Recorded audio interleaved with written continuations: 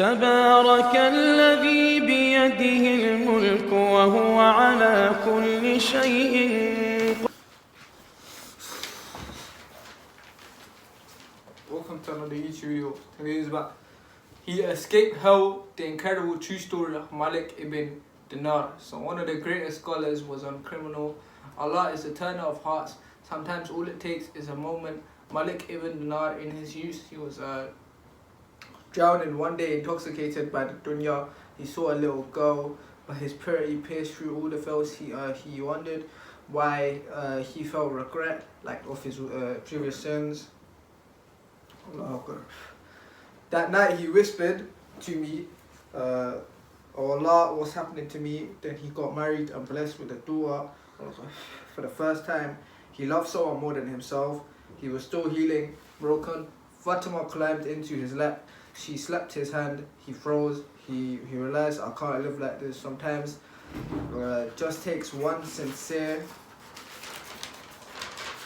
moment.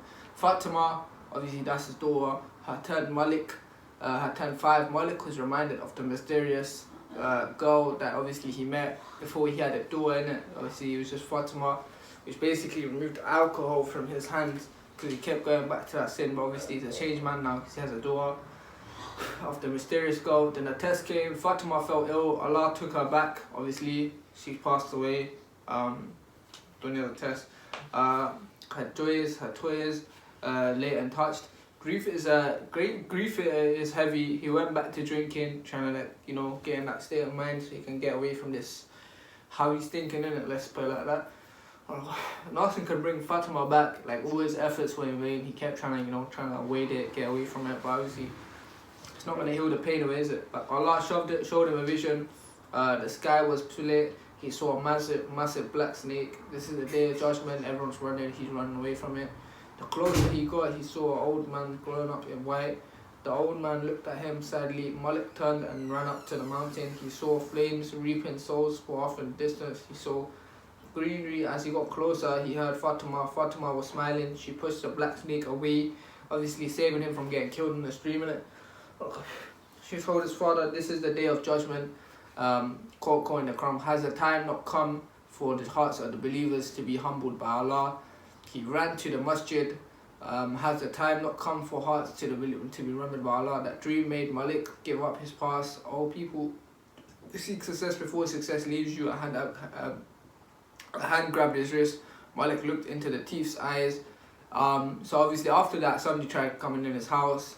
But instead of flipping trying to kill the thief, what he did was he looked in the thief's eye. I said, Malik led the thief in 2 rakat in salah in exchange for obviously what he's done, trying to break in his house. The thief asked, "Can we pray more?" Obviously, this is kind of showing the Islam and the message. Obviously, after he's prayed his 2 rakats, he wants to pray more. The thief asked, "Can we pray more?"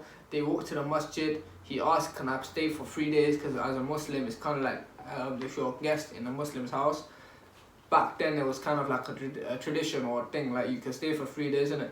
So they prayed, remembered Allah. He returned to his old crew after 3 days of obviously worshipping Allah, and obviously the crews sent him there. They're thinking that he's been there for 3 days. Usually he comes back in an hour or something.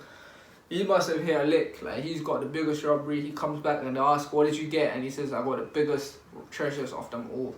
I went to steal, but instead he stole my heart, and I gave it to him, and I found Allah, and Allah has the time to come for your heart to return to Allah." So Allah made the thief return to Allah as well as obviously this person that we're speaking about.